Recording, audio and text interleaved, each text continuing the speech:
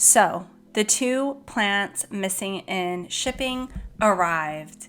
Yay! It was only 5 days of kind of wondering where they might be before they ended up on my doorstep together on the same day. I received both of these plants from sellers in Florida, and so they seem to have experienced the exact same, whatever that delay was, they were on that same schedule, and so they showed up on the porch the same day.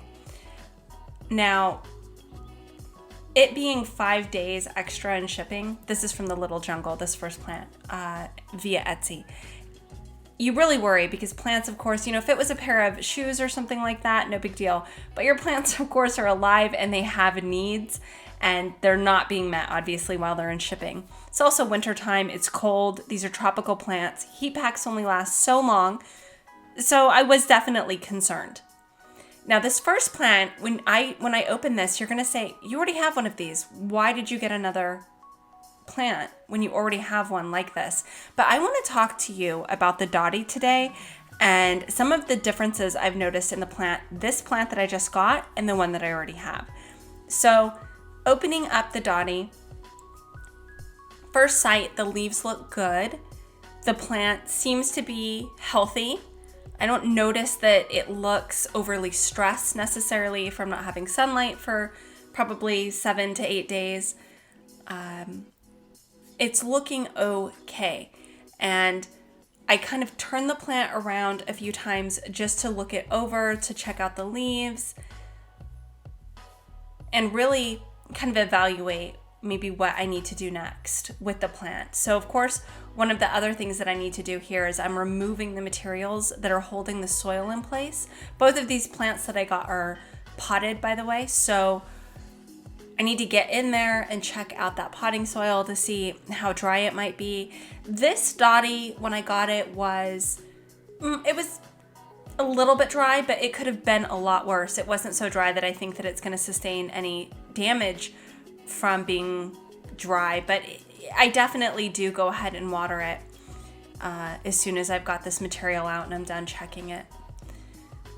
So both of the plants kind of have this damp paper towel that is secured around the soil, kind of locks that moisture in, and also keeps the soil from moving.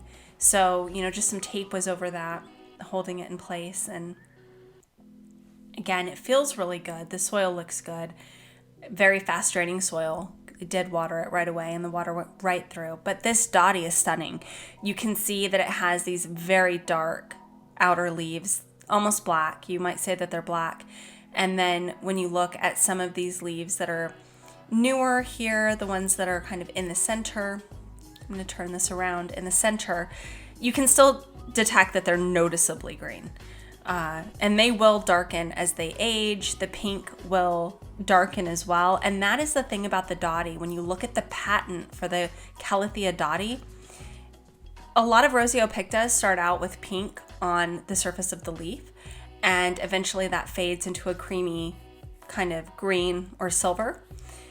With the Dottie, one of the unique features of the Dottie is that pink remains and intensifies as the leaf ages. So you see here, I'm just checking to make sure that the water I added has run all the way through. So with the Dottie kind of set aside for a moment, resting, acclimating to my house, I start opening up the other plant. And the seller for this plant was really amazing when I reached out, because it was running behind. And I'll share the seller with you later. Right now, their shop is just for a moment not open. When it opens back up, I'll let you know. But the heat pack right there was still warm to the touch. I don't know that it was warm enough to keep the plant warm in the box, but I was pretty amazed that the heat pack still had some warmth to it.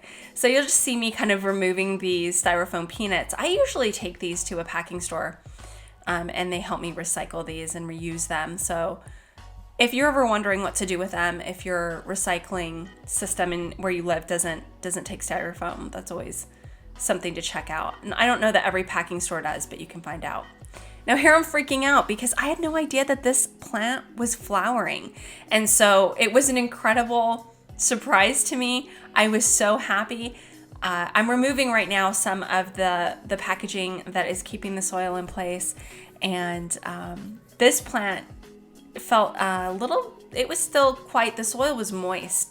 I gave it a little bit of water just to really make sure that the soil was working, that everything looked good. And it's doing really well. It's been a few days since they've been here.